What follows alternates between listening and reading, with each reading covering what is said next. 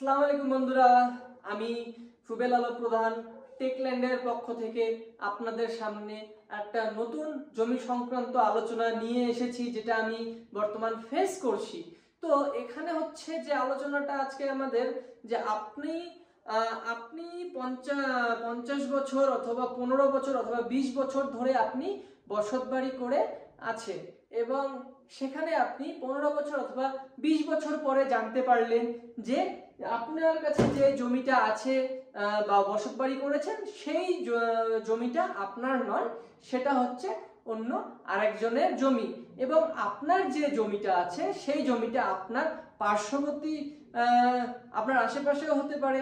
তো সেই ক্ষেত্রে হয় কি, তো এক্ষেত্রে দুটো বিষয় থাকে। যদি আপনাদের কোনো সরকারি ক্ষেত্রে, যেটা যদি আপনার কাছে যে পজিশনে আপনি বাড়িটা করেছেন, বসত বাড়ি আছে, সেটা যদি কোনো সরকারি জমি হয়ে থাকে, যেমন যেসব সরকারি জমি আপনার লিস্টেড থাকে যে এই সরকারি জমির এই দাগ প্লটের জমিটা একটা এরকম সরকারি অফিস হবে অথবা সরকারি স্কুলকে দেওয়া আছে, তো সেসব ক্ষেত্রে কিন্তু বিষয়টা দাঁড়ায় আলাদা। তো সেসব ক্ষেত্রে কিন্তু হতে পারে যে আপনাদের সেই বসত বাড়িটা ভাঙতে হতে পারে। কিন্তু আপনি আপনার সেই জমিটা যদি আপনার যে জমিটা যিনি ডিমান্ড করছেন, আপনারা দুজনে যদি প্রাইভেট হয়ে থাকেন, তো সেক্ষেত্রে কিন্তু বিষয়টা একদমই আলাদা। তো যেমন এটা এই সমস্যাটা হওয়ার কারণ হলো, অনেক কারণ হতে পারে। যে আপনারা হয়তো কিনেছেন একটা পজিশনে, পেয়েছেন একটা, যার কারণে আপনি করেছেন। এবার দেখা গেল আরেকটা কারণ হতে পারে, আমরা যখন জমিটা কিনেছি সে সময় ওয়ারিশে বন্টন জমিটা হয়নি, কিন্তু পরবর্তীতে যখন জমিটা ওয়ারিশে বন্টন হয়েছে, তো আপনি যার কাছ থেকে জমিটা কিনেছেন অথবা আপনি যেই চেনে জমিটা কিনেছেন, তো সেটা হচ্ছে আপনার যে ওয়ারিশের কাছ থেকে কিনেছেন সেটা ওনার অংশে পড়েনি, সেটা অন্য আরেক ওয়ারিশের অংশে পড়েছে। এবার ওই ওয়ারিশ আপনার সেই জমিটা দাবি করছে। তো সেক্ষেত্রে কিন্তু একটা জিনিস দেখার থেকে, যেটা আমরা দেখি না, তো এটা খুব একটা ইম্পর্টেন্ট জিনিস, যেটা যে ব্যক্তি আপনার সেই বসত বাড়িটা দাবি করছে, আপনারা একটা জিনিস বুঝবেন যে যখন জমিটা কিন্তু কাগজে ভাগ হয়েছে, কিন্তু আমরা যখন বন্টন করেছিলাম, ওয়ারিশরা যখন জমিটা বন্টন করেছিল, সেক্ষেত্রে কিন্তু কোনো কাগজে ভাগ হয়নি।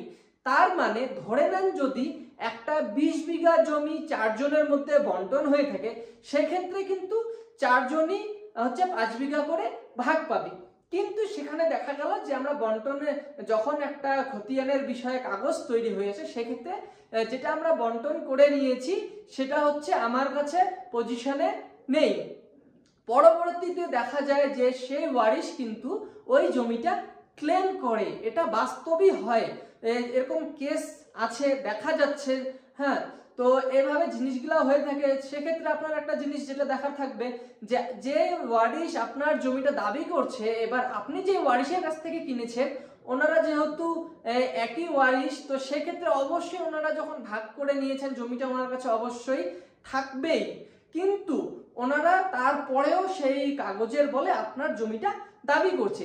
সেক্ষেত্রে যদি আপনার কাছে সেই দলিল থাকে, ধরে নেন ওই ওয়ারিশ যে 4 জনের মধ্যে এক ওয়ারিশ আপনাকে জমিটা বিক্রি করেছে বন্টন হওয়ার আগেই, সেক্ষেত্রে আপনি সেই দলিল দিয়েও কিন্তু আপনি আপনার সেই বসত বাড়িটাকে সেভ করতে পারেন। অথবা আপনি এটাও যদি প্রমাণ করতে পারেন যে আমার যে জমিটা পূর্বে ভাগ হয়েছিল, তো ওনারা সঠিক ভাগ পাওয়ার পরেও যেটা ওনার ভাগে পড়েনি, সেখানে ওনার একটা কাগজ তৈরি হয়। তো আপনি কিন্তু ওনার কাছে যে পজিশনে আছে সেই পজিশনটা কিন্তু ওনাকে দেখিয়ে দিয়েও কিন্তু আপনি আপনার বাড়িটাকে সেভ করতে পারেন। তো এই সব জিনিসগুলো কিন্তু খুব একটা হচ্ছে ইম্পর্টেন্ট বিষয়, যে এইসব জিনিসগুলো অবশ্যই দেখতে হবে। তো এভাবে কিন্তু আমরা আমাদের বসত বাড়িটাকে সেভ করতে পারবো। অথবা দেখা গেল আমার কাছে কোনো কাগজ নেই, শুধু আমার কাছে পজিশনটা আছে।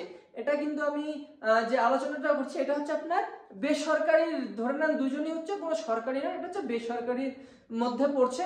তো সেক্ষেত্রে আপনি দেখা গেল যে আপনার কাছে কোনো কাগজ নেই, সেক্ষেত্রে কিন্তু আপনি যখন আপনার সেই বাড়িটা দাবি করা হবে, সেক্ষেত্রে আপনি কিন্তু দেওয়ানি আদালতে অথবা সিভিল কোর্টে যেটা বলা হয়, সেখানে কিন্তু আপনি যে অ্যাডভার্স পজিশনের যে নতুন একটা আইন তৈরি হয়েছে, যেটা আমাদের 12 বছরের বেশি যদি আমাদের কাছে কোনো জমি পজিশনে থাকে, সেক্ষেত্রে কিন্তু আপনারা যে অ্যাডভার্স পজিশনের আইনটাকে নিয়ে দেওয়ানি আদালতের মধ্যে আপনারা আপনাদের একটা কেস ফাইলিং করতে পারেন যে আমার এই হচ্ছে কেসের চরিত্র, এই জমি আমার কাছে এতদিন থেকে আছে, এখানে আমার বসত বাড়ি আছে।